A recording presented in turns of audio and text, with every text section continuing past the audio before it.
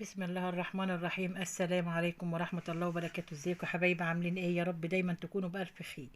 انا عملت الكوسة يا جماعة النهاردة بطريقة حلوة، وعملت جنبها رز بشعرية، وعملت الفراخ بطريقة جميلة جدا جدا جدا. يلا نشوف احنا عملنا الجمال ده ازاي، وبألف هنا يا حبايبي. واللي يعجبه الفيديو يحط له لايك واشترك في القناة عشان يوصله كل جديد. عملت الفراخ انا عاملاها معاكم كتير. عملت الفراخ النهارده، عملت رز بشعريه، وعملت الكوسه. النهارده الكوسه انا عاملاها بطريقه حلوه قوي يا حبايبي. يلا شوفوا الفيديو هيتعمل ازاي، وبألف هنا يا حبايبي. يلا بينا نشوف. بسم الله الرحمن الرحيم. السلام عليكم ورحمه الله وبركاته. ازيكم يا حبايبي؟ عاملين ايه؟ يا رب دايما تكونوا بألف خير. النهارده هعمل لكم الكوسه يا جماعه طبيخ بطريقه حلوه. وكان في اخطاء كتير بنقع في طبيخ الكوسه، يعني دلوقتي الحمد لله عرفناها. هنعمل كوسه حلوه قوي طبيخ تاكلوها زي العسل. والكوسه الصغيره كده يا جماعه بتبقى طعمها حلو. كده انا عندي البصله خلاص هي دخلت في اللون الذهبي حلوه. هحط لها الصلصه. بسم الله ما شاء الله.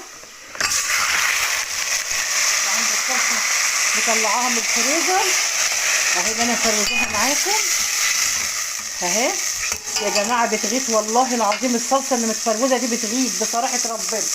بتطلعها في ثانيه وتعملي الحاجه ما بتاخديش نص ساعه طبيخ. طلعت كيس الصلصه وخرطت البصله وقشرت الكوسه وخرطتها بالطريقه الحلوه دي. جميله جدا جدا وبألف هنا يا حبايبي. اهي يا حبايبي كده الصلصه خلاص استوت معانا. هنبدا نحط الكوسه. بسم الله الرحمن الرحيم. اللهم صل وسلم وبارك عليك يا رسول الله. الكوسه حلوه قوي يا جماعه، طبخها جميل. بس لما تكون كوسه طازه وحلوه، وما تكونش كبيره، تكون كوسه صغيره. تقطعيها كده حلقات زي ما انا عامله كده، او تقطعي الواحده اتنين وتقصيها زي ما انت عايزه. جميله وطبخها حلو وليها ايه تكه حلوه. هوريها لكم دلوقتي. بتخلي طعم الكوسه جميل وبتخلي ريحتها تودي حتى على الجريل. بصوا يا حبايبي، حته ثوم مهروسه دي بتودي الكوسه في سكه تانيه خالص. بتخلي لك الكوسه ريحتها جايبه اخر الدنيا.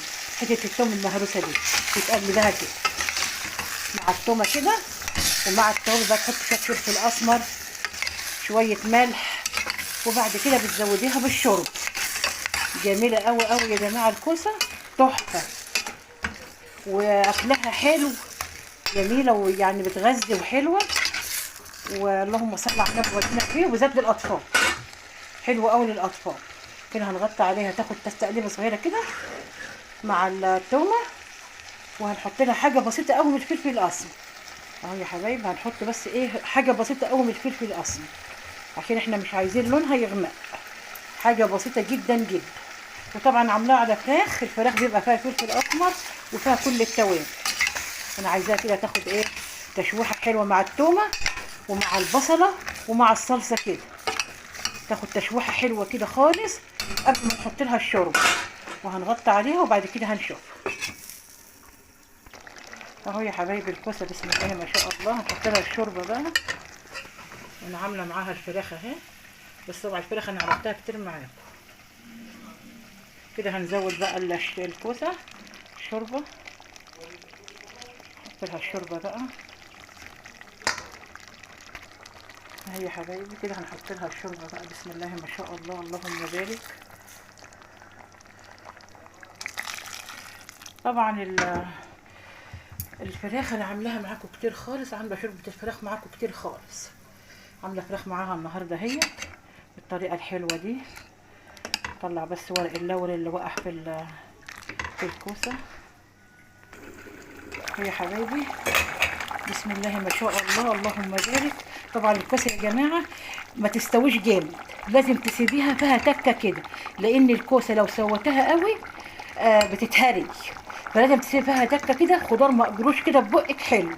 دي التكه الوحيده في الكوسه يا جماعه، هي وفص الثوم اهي حبايبي. كده شوفوا شكلها جميل ازاي. اللهم صل وسلم وبارك عليك يا رسول الله. دي طبيخ الكوسه يا جماعه، وانا عاملاها مع فراخ، وهعمل جنبها رز بشعريه. هتبقى ما فيش احلى من كده.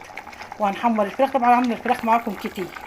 هعمل معاكم هعمل رز بشعريه، وهيبقى اكلنا النهارده الكوسه مع الفراخ مع رز بشعريه. تحفه تحفه تحفه. الكوسه جميله يا جماعه في السوق ورخيصه وحلوه. خليها ايه اكلكم على طول للاطفال، حلوه وغذاء للاطفال. يعني نغطي عليها كمان كده 5 دقايق ونطفي عليها.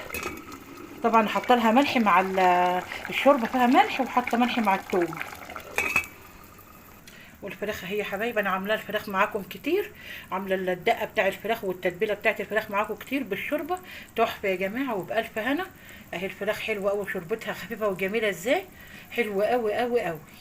كده هحمر الفراخ ونعمل رز الشعريه، ويبقى ده اكلنا النهارده. والكوسه جميله يا جماعه، الكوسه جميله جدا جدا جدا.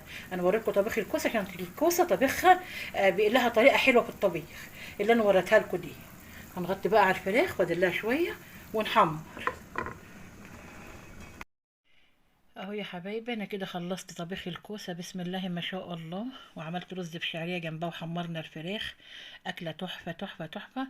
والبطل النهارده الكوسه يا جماعه، الكوسه حلوه قوي قوي، تتعمل بالخضر كده، خضار الجميل، تتاكل كده بالمعلقه.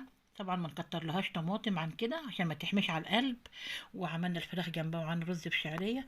وبألف هنا يا حبايبي، واللي يعجبه الفيديو يحط له لايك ويشترك في القناه عشان يوصلوا كل جديد. وطلع بالجمال والحلاوه دي. وبألف هنا يا حبايبي. طبعا الفراخ انا عاملاها معاكم كتير، بعملها جميله قوي، وبشربتها جميله جدا جدا جدا. اللي عايز يشوفها يلجأ بالقناه بتاعتي وهيشوفها، هيشوف انا بطبخها ازاي. وبألف هنا يا حبايبي. ان شاء الله اشوفكم في فيديو جديد بمشيئه الرحمن، مع الف سلام. واللي يعجبه الفيديو حط له لايك واشترك في القناه عشان يوصلوا كل جديد.